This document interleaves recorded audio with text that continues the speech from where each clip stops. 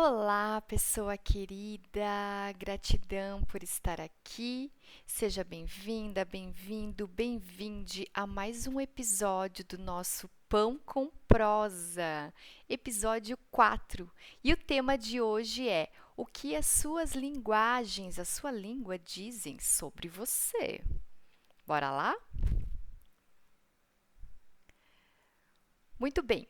Os temas do dia de hoje, que são uma continuidade do programa passado, serão variações linguísticas, sociais, regionais, históricas e estilísticas e preconceito linguístico.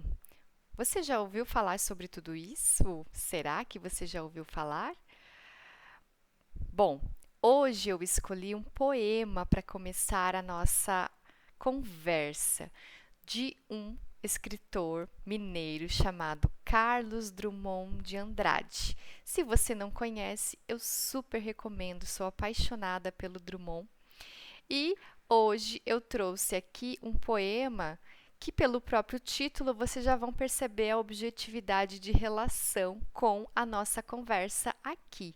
Mas eu quero que você vá um pouquinho além, que você preste atenção e procure trazer as tuas interpretações para este poema. O título do poema se chama Aula de Português. A linguagem na ponta da língua, tão fácil de entender, de falar e de entender. A linguagem na superfície estrelada de letras, sabe lá o que ela quer dizer? Professor Carlos Góes, ele é quem sabe, e vai desmatando o Amazonas da minha ignorância. Figuras de gramática esquipáticas atropelam-me, aturdem-me, sequestram-me. Já esqueci a língua em que comia, em que pedia para ir lá fora, em que levava e dava pontapé. A língua, a breve língua entrecortada do namoro com a prima. O português são dois, o outro, mistério. Como chega para você aí este poema hoje sobre aula de português? O que você sente quando você lembra, quando te remete à aula de português? Quais os temas aqui, quando a gente percebe na última estrofe e verso, o português são dois, o outro mistério. Você consegue fazer alguma correlação com os seus aprendizados da nossa língua portuguesa? Muito bem. Como vimos, a nossa língua também faz parte da nossa identidade. Ela é viva, assim como nós estamos vivos, não é verdade? Embora muitas pessoas que falavam a nossa língua já morreram.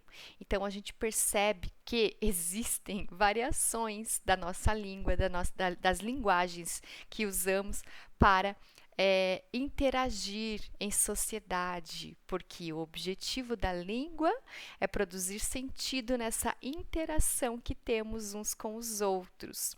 Ela é muito importante, embora não seja a principal forma de comunicação, é uma das principais e uma das mais importantes. Tema de muitos estudos ao longo desses últimos séculos e continuará sendo, acredito eu. Dentro das variações linguísticas, nós temos 4 grandes grupos e vai acontecer recortes, né, nessas variações que tem a ver com a questão que já falamos, mas vamos repetir, de gênero, de raça, de sexo, de idade, de classe social, de escolaridade, de região e de contexto. Por exemplo, quando a gente percebe, como a gente diz que falamos a língua portuguesa, a gente vai remeter também, ora, quem fala a língua portuguesa no mundo? São 9 países, Brasil, Portugal, que nos colonizou, e vários países africanos que também foram colonizados por Portugal. Mas, de certa forma, será que a língua que a gente fala aqui é a mesma que fala nesses outros países? O professor Marcos Banho, no seu livro A Língua de Eulália, traz alguns exemplos muito interessantes que a gente pode observar aqui dentro desses processos de diferenças linguísticas entre Brasil e Portugal. Um deles tem a ver com as diferenças fonéticas. A fonética é o ramo que estuda os sons, então a gente percebe muito claramente, né, a questão da fonética quando alguém fala. Aqui no Brasil, a gente fala eu sei. E em Portugal, fala-se algo como eu sei. Eu sei. É um pouco diferente, não é? A diferença sintática, que é a ordem, a estrutura das palavras dentro de uma frase, dentro de um texto. Aqui no Brasil, a gente diria algo mais ou menos: eu estou falando com você. Em Portugal, seria algo como: estou a falar consigo. As diferenças semânticas têm a ver com o significado das palavras, que também variam dependendo do contexto. Lá em Portugal, por exemplo, cueca é a calcinha que a gente fala aqui das brasileiras. Então, se você chega no lugar e pede cuecas dentro de uma loja, você vai receber calcinhas, perceba. Também tem uma diferença nos usos da nossa língua. Lá em Portugal, por exemplo, se um português está falando com uma moça que se chama Silvia, ele vai dizer, e ele quer convidá-la para jantar. Ele falaria algo do gênero: a Silvia janta conosco? E se a Silvia é brasileira, ela vai ficar pensando: nossa, quem é essa outra Silvia que eu não conheço? Aqui no Brasil a gente usaria já: e aí, Silvia, você vai jantar com a gente? Alguma coisa mais nesse sentido. Muito bem. Quando a gente vai olhar dentro do contexto desses 4 grandes grupos de variações linguísticas, eles se dividem em muitos subgrupos, mas é claro que a gente não vai ficar aqui falando sobre todos esses detalhes. Você certamente vai perceber em você e nas outras pessoas essas variações. A primeira delas, como a gente já comentou, tem a ver com essa questão ao longo da história, que é chamada uma variação histórica ou diacrônica. Tem a ver com a época, com o tempo de fato, né? As pessoas que falavam português quando chegaram aqui os portugueses na época da colonização é muito diferente do português que a gente fala hoje, né? Muitas palavras, quando inclusive às vezes a gente usa uma palavra arcaica. O que é arcaico? É um termo que já não está mais sendo usado, é antigo. Por exemplo, usava-se vossa mercê, um pronome de tratamento para se referir a uma pessoa, vossa mercê. E hoje em dia aconteceram tantas transformações desse vossa mercê que ele se transformou no nosso você, que tem a ver, né, com a pessoa com quem eu estou falando, no caso, você. E até, inclusive, atualmente, muitas pessoas, ao invés de falarem você, elas falam se. Não é verdade? Às vezes eu uso.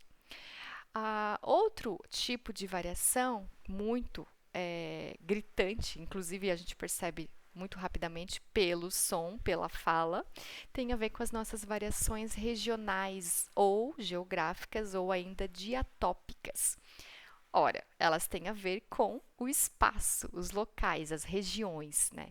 E aí aqui entra aquilo que a gente fala do sotaque. Ah, esse teu sotaque já percebo que você é de outro lugar. Que, num termo mais conceitual, seriam os dialetos. Então, a gente percebe que o Brasil, por exemplo, esse país enorme, às vezes a gente fala assim: ah, o teu sotaque é nordestino, mas o Nordeste tem muitos estados e cada estado também tem o seu sotaque. Aliás, dentro de uma própria cidade, se a pessoa mora numa área mais urbana, o sotaque dela, os dialetos, as variações dela podem ser muito diferentes de uma pessoa que mora numa área mais rural, percebe? Então, como eu disse para vocês, são muitos recortes e nuances que são feitas. Outro tipo de variação muito importante é conhecido como variação social ou diastrática. E essa aqui tem muitos recortes, porque tem a ver com os grupos sociais. Elas vão ter a ver, às vezes, a sociolinguística, que é uma área que estuda essas variações, ela vai, por exemplo, trazer as falas das mulheres que são diferentes das falas dos homens. As idades, as pessoas de certa idade têm as suas próprias gírias. As profissões têm os seus próprios jargões, as classes sociais, os níveis de escolaridade. Então, tudo isso entra dentro deste campo da variação linguística social.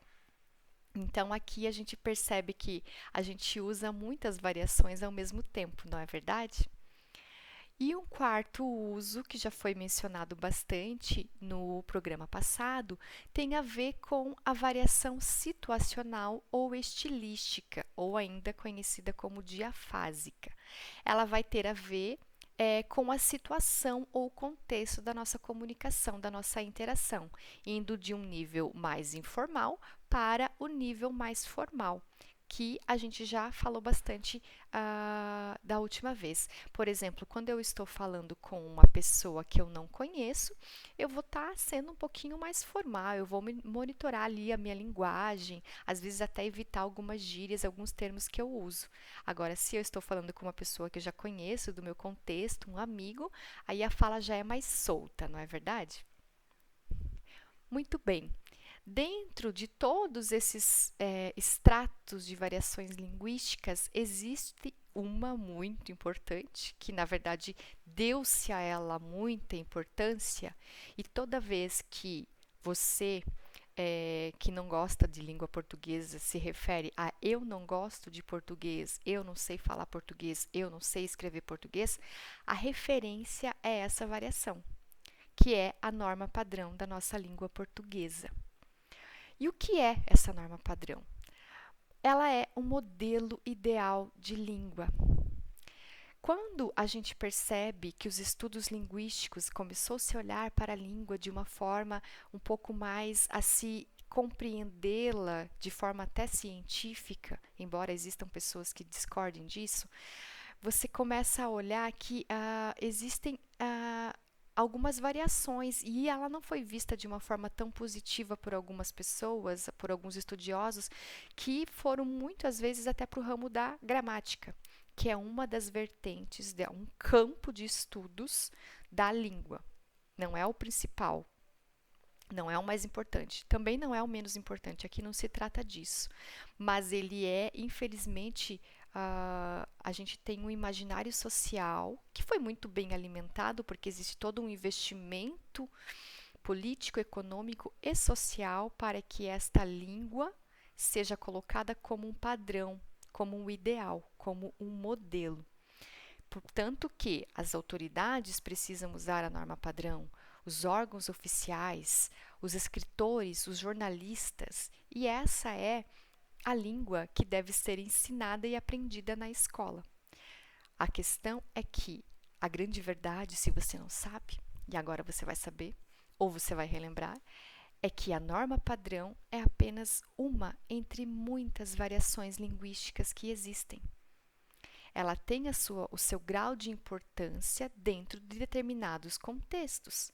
Se você vai fazer uma prova, uma redação, um TCC, uma tese, uma dissertação, você vai ter que usar essa variação. E ela tem as suas próprias regras. Mas nós, seres vivos, falantes da nossa língua materna, se nascemos no Brasil ou em países que falam a língua portuguesa, de um modo geral, a nossa língua é o português, nós temos muitas outras variações linguísticas que vão depender muito do contexto onde a gente está inserido, da nossa idade, da nossa classe social, do nosso gênero, percebe?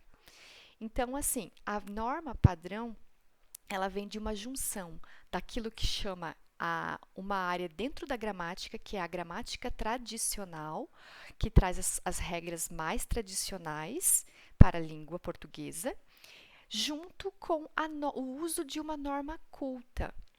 Quem usa a norma culta, geralmente a gente vai se remeter a pessoas cultas. Quem são as pessoas cultas? Geralmente a gente vai lembrar das pessoas que têm um grau de escolaridade mais alto. E aqui é que está um ponto importante que já se liga com a questão do preconceito linguístico que a gente já vai falar. Porque quando a gente percebe que a norma padrão é a gramática tradicional mais a norma culta, a gente reduz muito o número de pessoas que dominam essa variação linguística. Percebe? Então, quando a gente vai olhar para a nossa língua portuguesa, quando a gente diz eu odeio português, a gente provavelmente está falando desta referência dentro da nossa língua.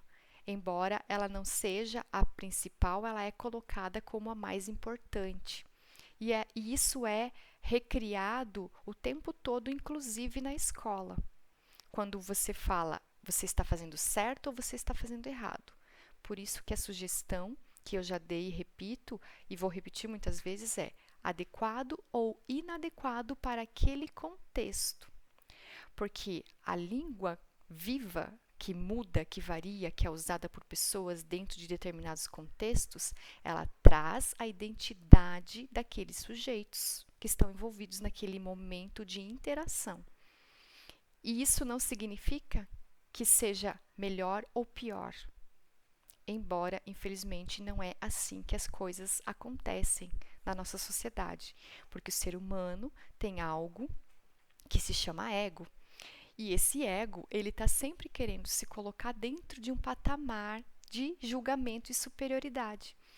Então, o que tem a ver a questão da língua com os preconceitos? E da onde surgiu esse termo preconceito linguístico? Ele é um termo que foi cunhado pelo professor Marcos Banho, mas na verdade sempre existiu, porque os preconceitos, de um modo geral, sempre existiram nas sociedades humanas, não é verdade? E o que é um preconceito?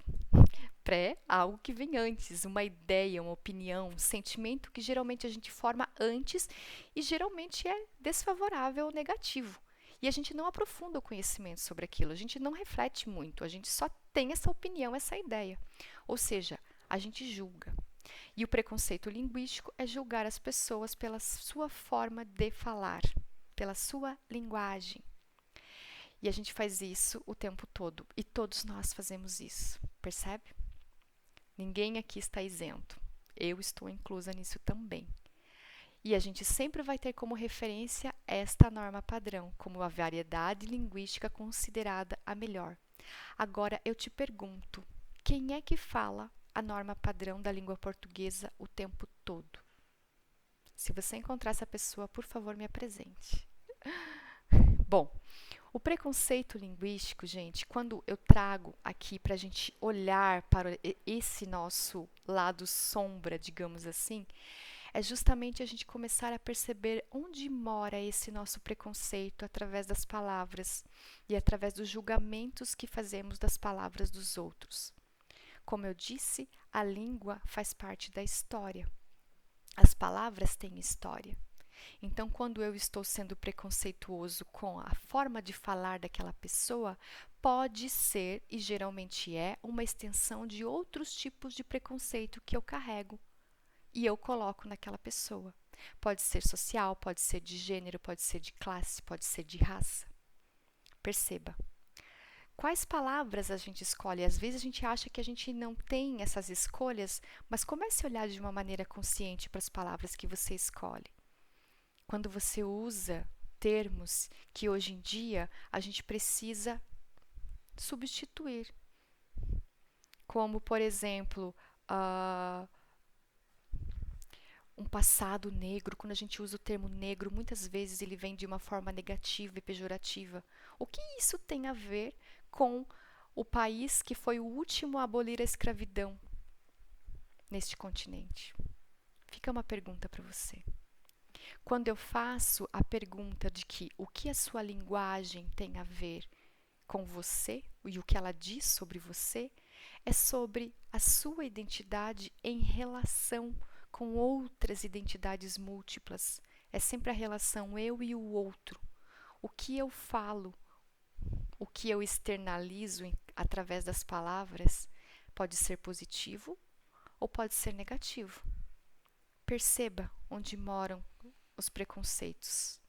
Fica aqui uma reflexão para que a gente possa começar a desconstruir os nossos preconceitos, através da linguagem, mas para além delas também. Ok? Reflita sobre tudo isso e conta para mim o que você conseguiu apreender da nossa conversa de hoje. Te vejo na semana que vem. Um beijo no coração.